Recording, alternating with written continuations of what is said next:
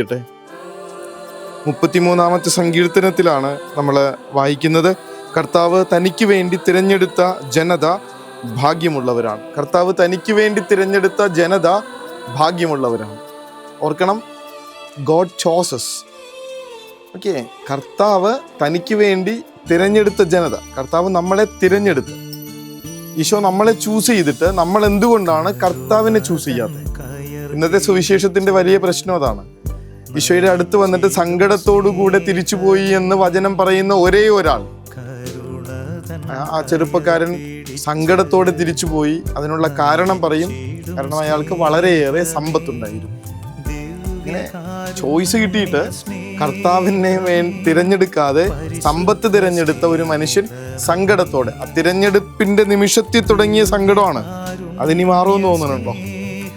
Choice കർത്താവിന് വേണ്ടിയിട്ടല്ലെങ്കിൽ അത് നിത്യജീവനിലേക്ക് എത്തിക്കില്ല എന്നാ വചനം പറയണേ.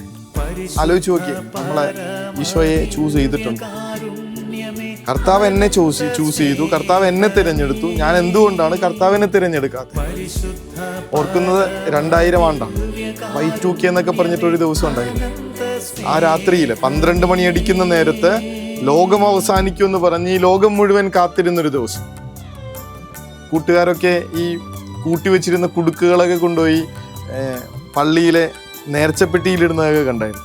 നമ്മളപ്പോൾ ആ സമയത്ത് ഹാപ്പിയാണ്, കാരണം 99-ല് സെമിനാരിയിൽ ചേർന്നു. പൈസയായിട്ട് ഇങ്ങനെ ശേഖരിച്ചു വെച്ചാനായിട്ടൊന്നുമില്ല, അതുകൊണ്ട് നേരെ സ്വർഗത്തിലേക്ക് പോകും. ആ ഉറപ്പിലാണ് നിന്നേച്ചത്.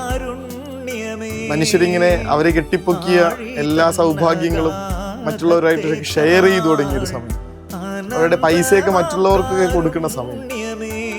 മനുഷ്യർക്ക് നന്നായിട്ട് അറിയാന്ന് ഈ സാധനം കൊണ്ട് സ്വർഗം പിടിച്ചെടുക്കാൻ പറ്റില്ല, നിത്യജീവനിലേക്ക് പ്രവേശിക്കാൻ പറ്റില്ല, പൂർണ്ണനാകാൻ പറ്റില്ല.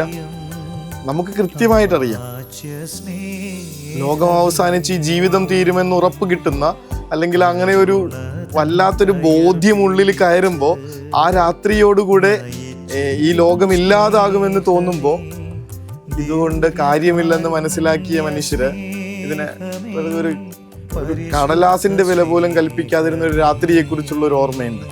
Y2K 2000 ആണ്ട് പിറക്കുന്ന ദിവസം പലർക്കും ഓർമ്മയുണ്ട്. നീ പൂർണ്ണനാകാൻ ആഗ്രഹിക്കുന്നെങ്കിൽ നിനക്കുള്ളതെല്ലാം വിറ്റ് ദരിദ്രർക്ക് ദാനം കൊടുക്കാൻ കർത്താവ്.